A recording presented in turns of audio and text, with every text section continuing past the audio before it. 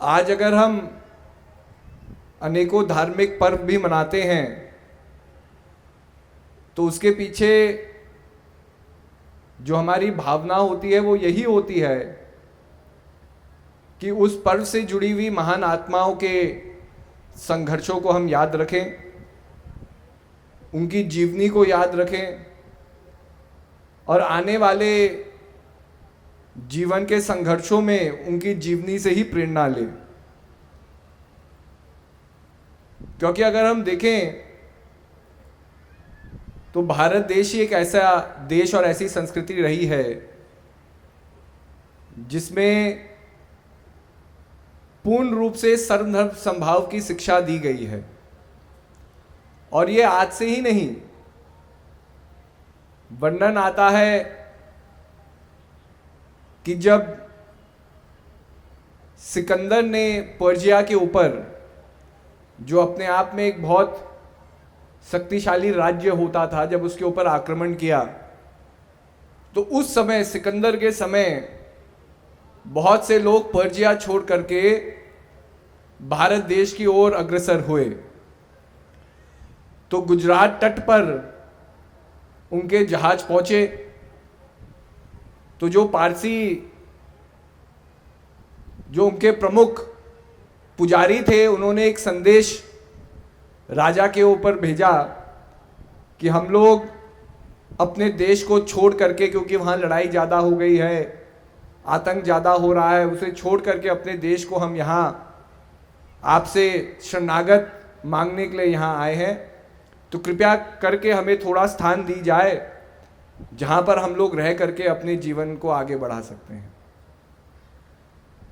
तो वो राजा अपने आप में बहुत चतुर थे, तो उन्होंने क्या किया कि जवाब के रूप में एक दूध का प्याला उन्होंने वापस भिजवाया और दूध का प्याला एकदम ऊपर तक भरा हुआ था। उनका कहने का ये तात्पर्य था कि मेरे राज्य में पहले से ही इतने लोग हैं कि मेरा राज्य अपनी सीमा तक पहुंच चुका है और मैं और लोगों को अपने राज्य में शरण नहीं दे सकता।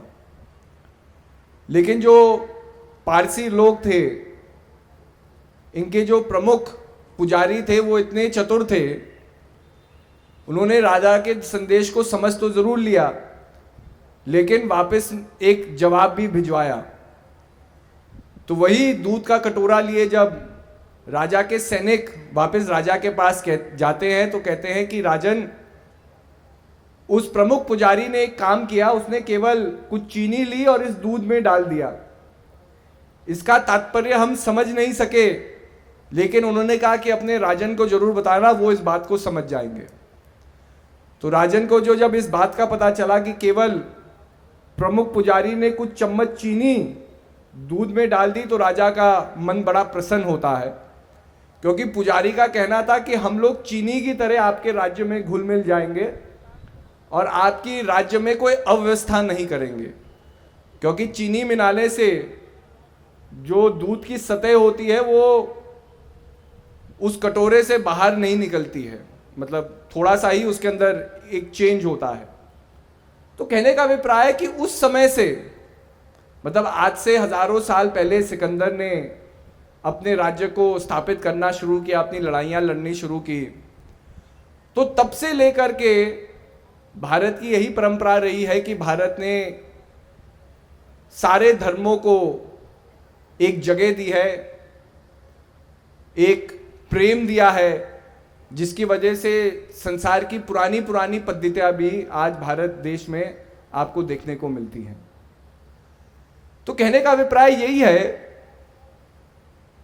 कि जब हमारे महान पुरुषों ने संघर्ष किया उस एक परम सत्ता को जानने के लिए, तो स्वाभाविक है अपनी अपनी परिस्थितियों से, अपने अपने समय के संघर्षों से वो लड़ रहे थे। लेकिन अगर आप देखें, हजारों साल पहले महात्मा बुद्ध अहिंसा का संदेश देते हैं। उसके बाद जैन संप्रदाय में भी जितने भी महावीर हुए, उन लोगों ने भी अहिंसा का संदेश दिया। ईसा मसीह आए, उन्होंने प्रेम का संदेश दिया। भगवान श्री कृष्ण आए, उन्होंने भी प्रेम का संदेश दिया। तो अगर आप मानवता के इतिहास को देखें तो समय समय पर जो भी महान आत्माएं अवतरित हुई, अलग अलग समय में, अलग अलग युग में जरूर हुई, अलग अलग परिस्थितियों में जरूर हुई, लेकिन अगर आप उनकी वाणी के ऊपर अध्ययन करेंगे, उनके संदेश के, उनकी जीवनी के ऊपर अध्ययन करेंगे, तो आप जानेंगे कि जरूर उन्होंने अलग अलग भाषाओं में प्रचार किया, अलग अलग संस्कृतियों में आकर के उन्होंने प्रचार किया। उनके मानने वालों ने उनके वचनों को धार्मिक पुस्तकों में लिख करके अलग अलग धर्म की रचना कर दी। लेकिन अगर देखा जाए तो महान पुरुषों के संदेश में कोई फर्क नहीं था, और अगर उनके संदेश में कोई फर्क नहीं था, सब एक ही सत्ता को जानने की बात कर रहे थे, अपने आप को जानने की बात कर रहे थे, और कैसे तो प्रेम से, अहिंसा से ही प्रभु तक पहुंचा जा सकता है। जब सबके वचन एक जैसे थे तो मन में एक प्रश्न होता है कि ये जागृति उन्हें कहां से मिली। क्योंकि देखिए, हम सब संसार में काम करते हैं। जब हम छोटे होते हैं तो संसार के जानने के लिए हमें शिक्षा अध्ययन के लिए भेजा जाता है, हमें स्कूल भेजा जाता है।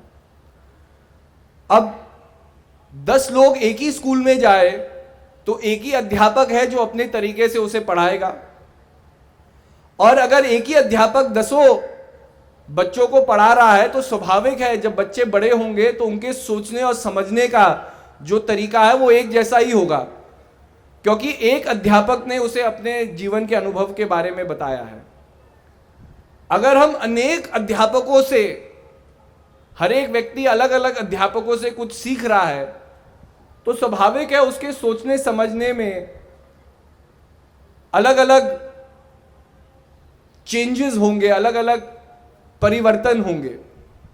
लेकिन अगर हम देखते हैं किसी भी युग में कोई महान आत्माएं आई, महान पुरुष आए, उनका जो भाव था, जो वो समझाना चाह रहे थे, वो अलग अलग नहीं था।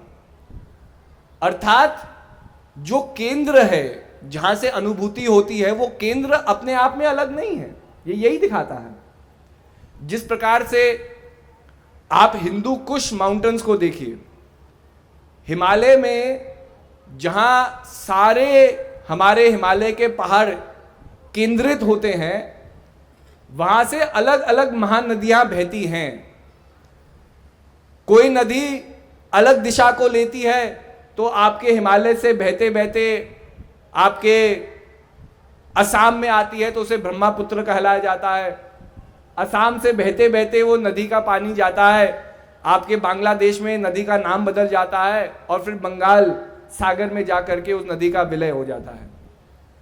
ऐसे ही अगर उसी पहाड़ की दूसरी दिशा से नदी बहती है तो हमारे पहाड़ों से भागीरथी, अलकनंदा, पिंडर, अलग अलग रूपों में ये पानी बह करके गंगा में परिवर्तित होता है, गंगा यमुना को मिलती है, और इलाहाबाद के महासंगम से फिर हम देखते हैं कि कितनी बड़ी महानदी का विस्तार होता है, जो कितने हजारों मीलों का सफर तय करते करते फिर से समुद्र में जाकर के उसका विलय होता है। वहीं पर भारत की प्राचीन संस्कृति की स्थापना कहां हुई? तो हम कहते हैं भारत की प्राचीन संस्कृति है इंडस वैली सिविलाइजेशन, कि इंडस नदी जो है वो उसका भी स्रोत वही है, हिंदू कुश माउंटेन से ही वो बहती है, लेकिन अलग दिशा लेने के कारण वो पंजाब से बहते बहते अब पाकिस्तान से बहते होते होते और फिर अरेबियन जो महासागर है वहां जाकर के मिलती है।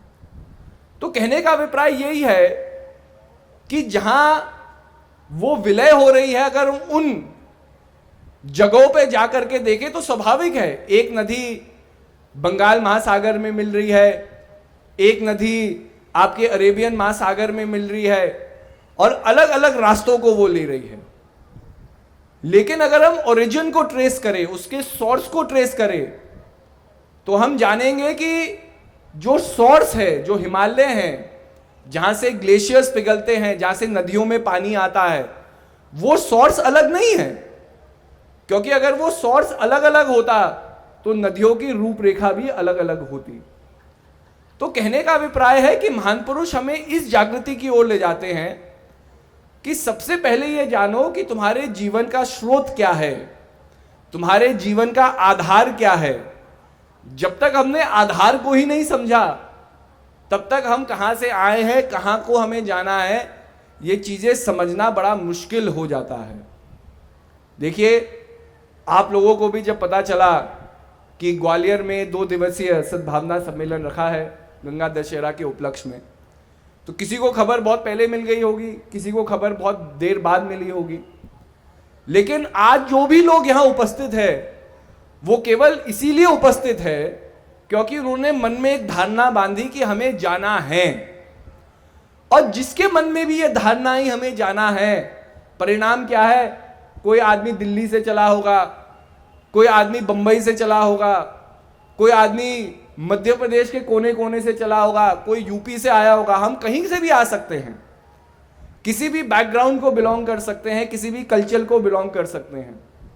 लेकिन जब धारणा थी कि जाना है, तो उसका परिणाम है कि आज इतना ये महान जनसमूह यहां एकत्रित हुआ है।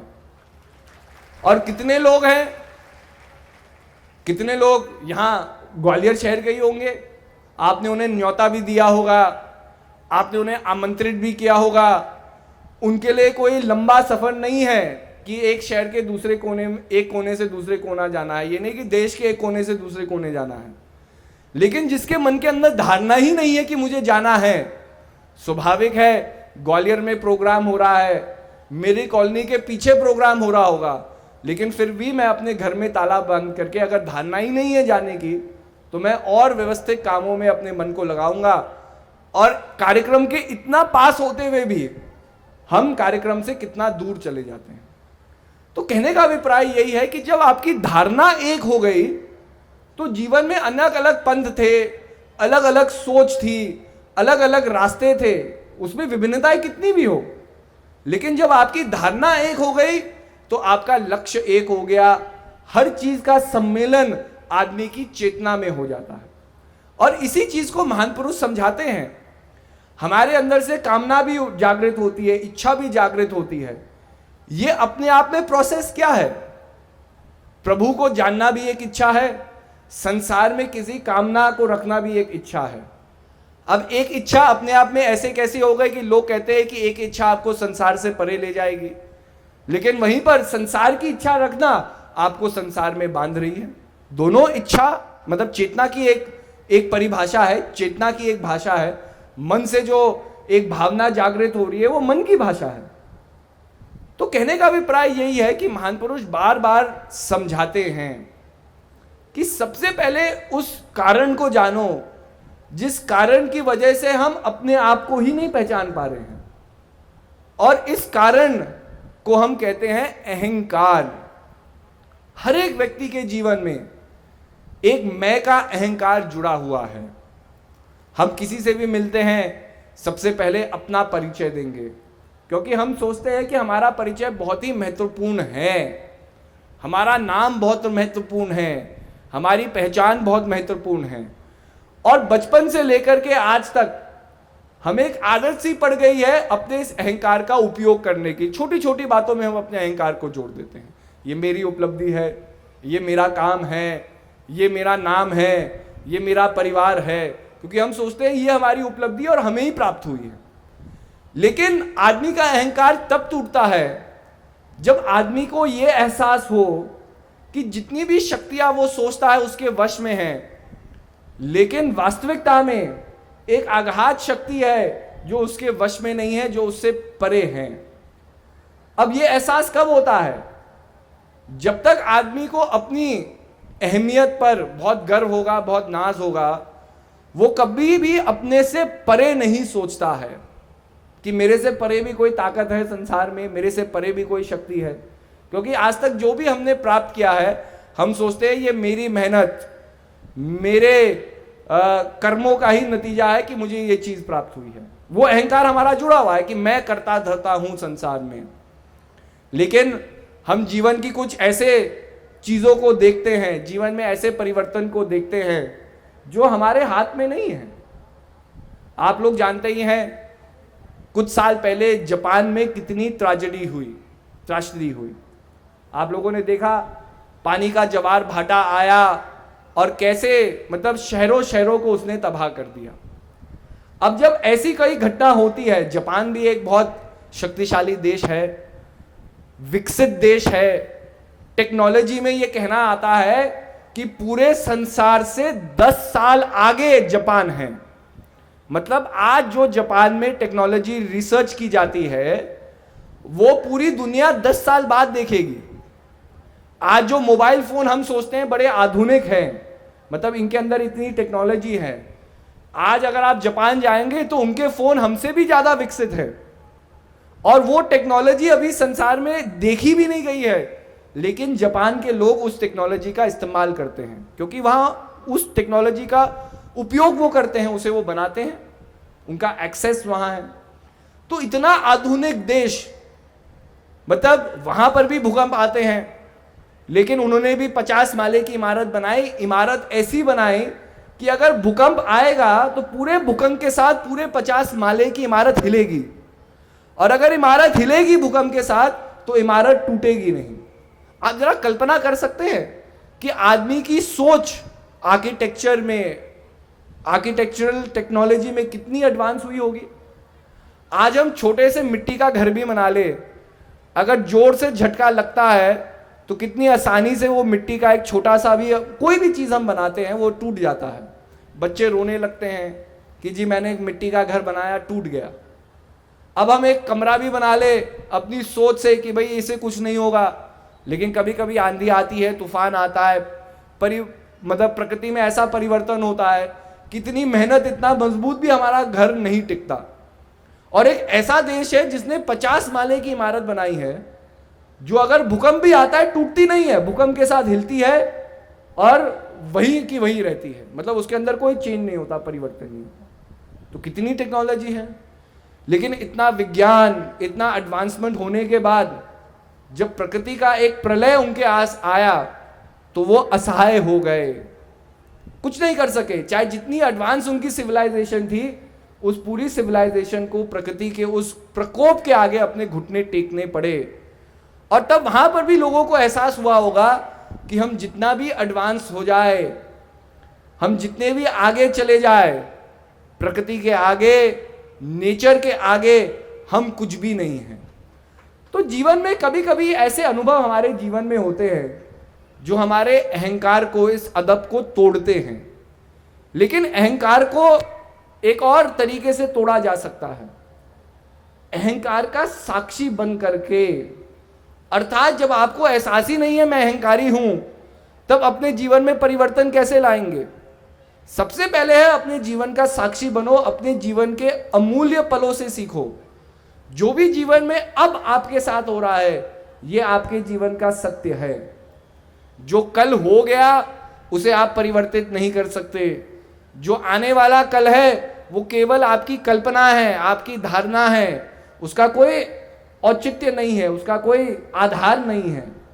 लेकिन ये अहंकारी मन को इतना चंचल कर देता है कि मन अब में तो विलीन है ही नहीं, मन बीतेगा कल का चिंतन कर रहा है या आने वाले कल का चिंतन कर रहा है। और इन्हीं पलों में, इन्हीं ख्यालों में हमारा जीवन बीतता चले जाता है। वो अनमोल पल जो भगवान ने हमें दिए हैं एक जीवन के रूप में, ये हमसे चले जाते हैं, मतलब ये समय बीतता चले जाता है। तो कहने का अभिप्राय ये है कि बहुत से महान पुरुषों ने ये बड़ी सुंदर तरीके से समझाने का प्रयास किया कि अहंकार को हम कैसे समझे। अहंकार को समझना है तो स्वामी रामकृष्ण परमहंस जी एक बड़ी सुंदर बात कहते हैं। वो कहते हैं एक चींटी है जो अपने घर से निकलती है इस आशा के साथ कि कुछ खाने का सामान ले करके मैं वापस घर लौटूंगी।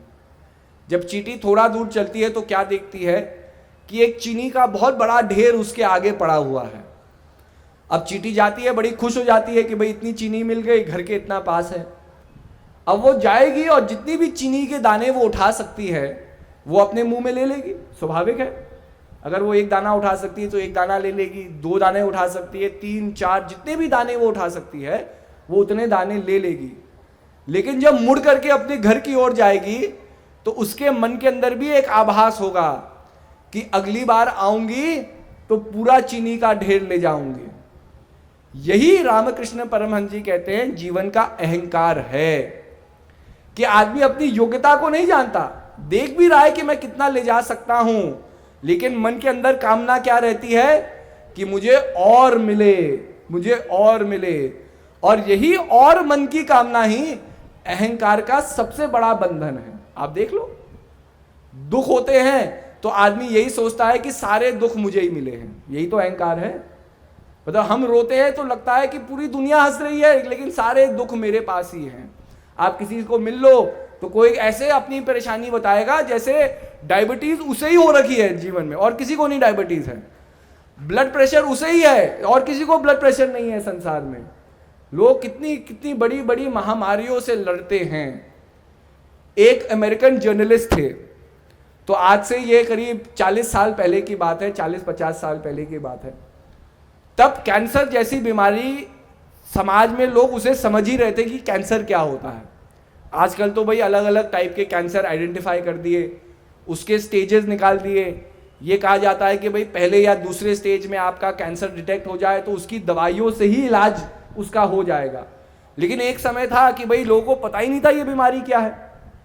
एक बहुत प्रख्यात वेस्टर्न जर्नलिस्ट थे जो बहुत लोकप्रिय इंसान थे, तो उनको जब कैंसर हुआ तो डॉक्टर ने उन्हें कहा कि भाई ये तो ऐसी बीमारी है, इसके लिए तो दवाइयाँ भी हम नहीं अभी तक बनी है, ये आज से 50 साल पहले की बात है। तो उन्होंने कहा कि भाई देखिए हम कोशिश तो पूरी करेंगे आपको बचाने की, लेकिन जहाँ तक हमें अनुमान लगता है कि 6 महीने से ज़्यादा समय आपके पास अब बाकी नहीं है। अब क्या हुआ कि भाई वो इतने लोकप्रिय थे कि धीरे धीरे उनकी बीमारी की बात भाई मीडिया में भी गई और लोगों को पता चली। तो उनके टीवी चैनल ने उनके ऑनर में एक आखिरी इंटरव्यू रखा, क्योंकि वो टीवी रिपोर्टर थे, लोगों का इंटरव्यू लेते थे। लेकिन टीवी चैनल ने कहा कि भाई अब आप इस चैनल को छोड़ करके जा रहे हैं तो अब कोई और व्यक्ति आपका इंटरव्यू लेगा। तो एक बहुत यंग से व्यक्ति को वो पकड़ते हैं जो बड़े डायनामिक होते हैं, वो आते हैं और इनका इंटरव्यू ले रहे होते हैं। तो इंटरव्यू नेशनल टेलीविजन में प्रख्यात हो रहा होता है, मतलब उसको एयर किया जा रहा होता है और बहुत से लोग देख रहे होते हैं कि उनका भाई लोकप्रिय जो एक टीवी रिप्रेजेंटर है उसकी जीवन में इतनी बड़ी परेशानी आ गई, अब वो क्या करेंगे। सबके मन के अंदर एक सोच होती है। तो जो यंग टीवी प्रेजेंटर होता है वो बार बार एक प्रश्न उस व्यक्ति से पूछ रहा होता है। वो कह रहा होता है कि जी 6 महीने आपके पास बचे हैं, अब आप क्या करेंगे अपने जीवन के साथ। 6 महीने तो कुछ भी नहीं होता जीवन को जीने के लिए।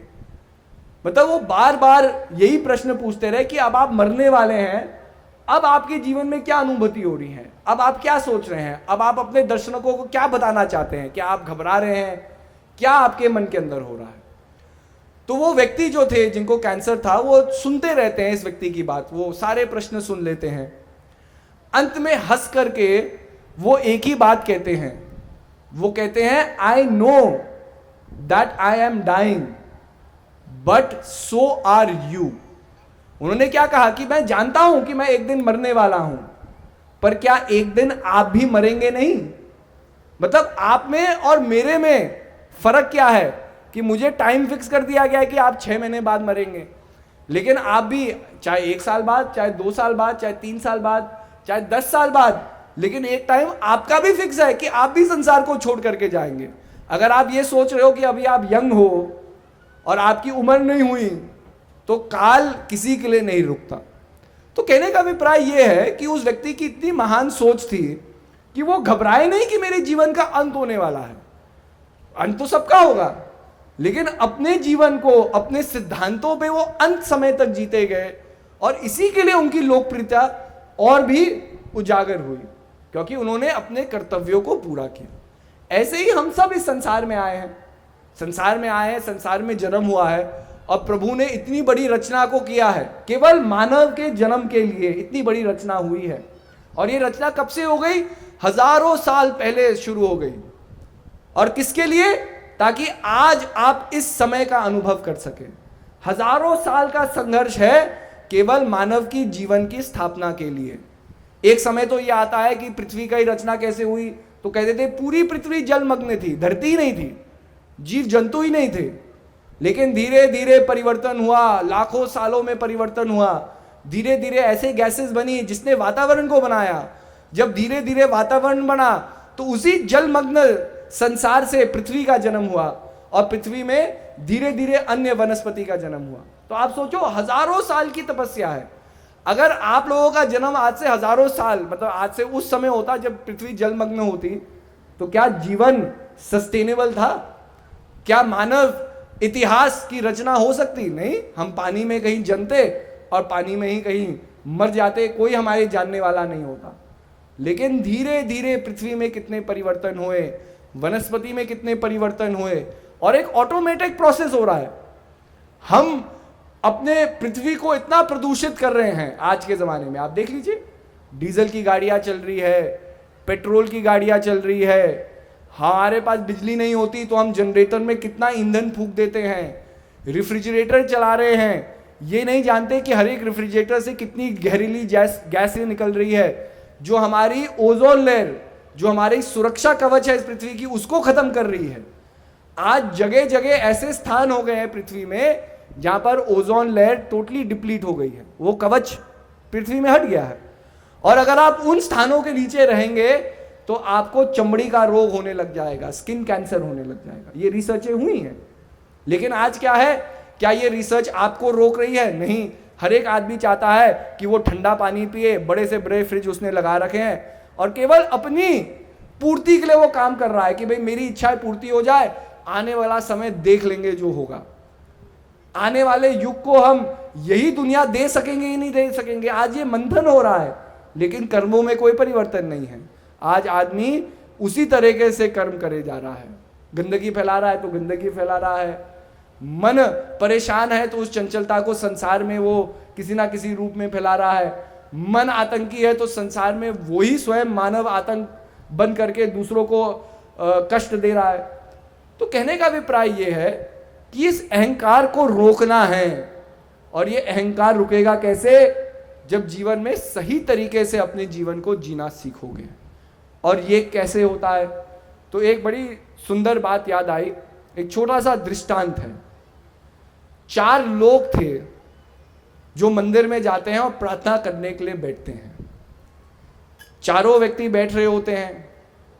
एक व्यक्ति देखता है आंख खोल करके कि मंदिर के पुजारी जी आ रहे हैं। इससे पहले कि अपनी प्रार्थना पूरी करता, वो भागे भागे पुजारी जी के पास चले जाता है और पुजारी जी से तर्क करने लगता है कि मैंने भगवान से कुछ मांगा, वो पूरा होगा कि नहीं, मतलब वो बातें करने लगता है। जो दूसरा व्यक्ति वहाँ बैठा हुआ होता है वो भी आँख खोल लेता है। अब उसके मन के अंदर क्या होने लग जाता है कि भाई ये पुजारी जी के पास क्यों गया, मतलब अपनी प्रार्थना छोड़ करके उस व्यक्ति के कर्मों का चिंतन करने लगता है।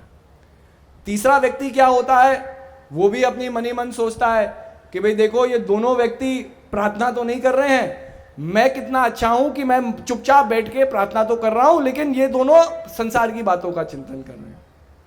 अब चौथा व्यक्ति वो वहां होता है, वो भी लोगों को देखता है लेकिन वो कुछ कहता नहीं है, बस मन ही मन अपनी उन सारी बातों को वो देख लेता है, मतलब कि ये सब चीजें हो रही हैं। अब प्रश्न ये है कि किसकी प्रार्थना प्रभु स्वीकारेंगे, क्योंकि 4 व्यक्ति गए मंदिर में, प्रभु के पास गए। अब प्रार्थना करने के समय क्या हुआ, एक व्यक्ति पुजारी जी से बात करने लग गया, दूसरी व्यक्ति का चिंतन ये होने लग गया कि पुजारी जी से क्या बात हो रही है, तो भाई पहले दोनों व्यक्तियों ने तो प्रार्थना नहीं की। तीसरा व्यक्ति भी चिंतन कर रहा है कि देखो मैं कितना अच्छा हूं कि मैं प्रार्थना कर रहा हूं और ये दोनों व्यक्ति प्रार्थना नहीं कर रहे। तो किसी रूप में चारों व्यक्ति प्रभु का चिंतन न करते हुए किन्हीं अन्य बातों का चिंतन करने लगे थे, तो वो मंदिर में। अब आप बताओ कि किसकी प्रार्थना प्रभु स्वीकारेंगे और किसकी प्रार्थना स्वीकार नहीं होगी। तो स्वाभाविक है हर एक व्यक्ति अपने मन में कहेगा कि चारों व्यक्तियों ने जो काम करना चाहिए था उन्होंने नहीं किया, इसलिए चारों की व्यक्ति की प्रार्थना नहीं स्वीकारी जाएगी।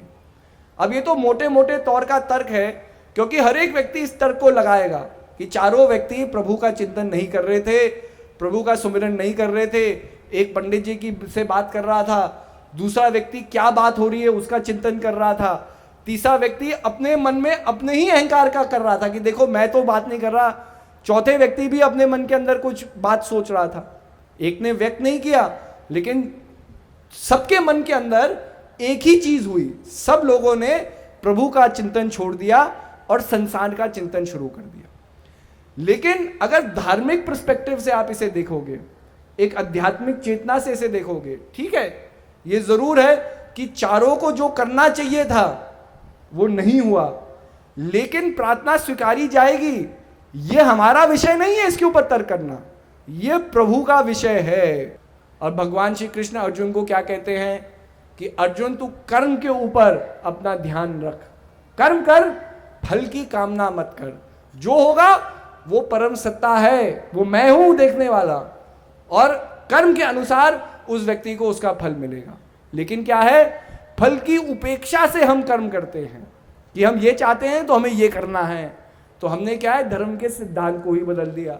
इसलिए क्या है, आज सब कुछ होते हुए, आज आपके पास समझ है, आज आप पढ़े लिखे हैं, आज आप चाहे तो इंटरनेट से सारे धर्मों की पुस्तिकाओं का आप अध्ययन अपने घर में ही बैठ करके कर सकते हैं, किसी को पढ़ाने की भी जरूरत नहीं है, किसी को घर में आने की भी जरूरत नहीं है।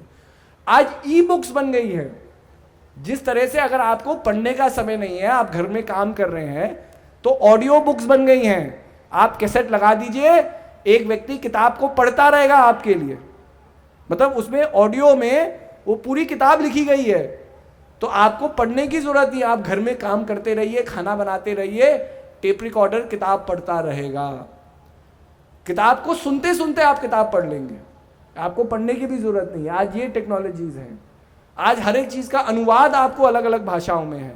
कोई किताब संस्कृत में लिखी गई, आपको उसके हिंदी में अनुवाद मिल जाएगा, इंग्लिश में अनुवाद मिल जाएगा, गुजराती में, अपनी निजी भाषा में भी, रीजनल लैंग्वेज में भी आपको अनुवाद मिल जाएगा। लेकिन आज आपको अपने आप को जानने से रोक कौन रहा है, जरा पूछिए, कौन रोक रहा है? आप ही तो रोक रहे हैं। हम ही बहाने बनाते हैं, अरे कल पढ़ लेंगे किताब, कौन सी बड़ी बात है, अरे कल चले जाएंगे प्रोग्राम, कौन सी बड़ी बात है। तो जब हम ही बहाने बना रहे हैं तो जीवन में जो हम चाहते हैं वो साक्षात्कार कभी नहीं होगा।